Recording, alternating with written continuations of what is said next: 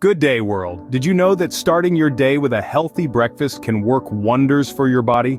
It's true. Your first meal of the day should be a balance of proteins, fruits, and whole grains. Proteins, the building blocks of your body, help repair cells and make new ones. They're essential for growth and development.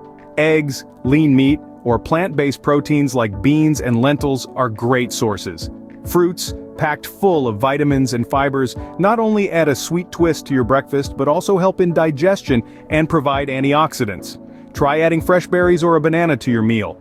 Whole grain cereals, unlike their refined counterparts, keep all parts of the grain: the bran, germ, and endosperm. Foods made from these grains are rich in fiber and help in maintaining a healthy weight.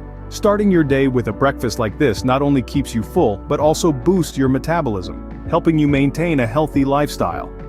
So, tomorrow morning, make sure to give your body the fuel it needs.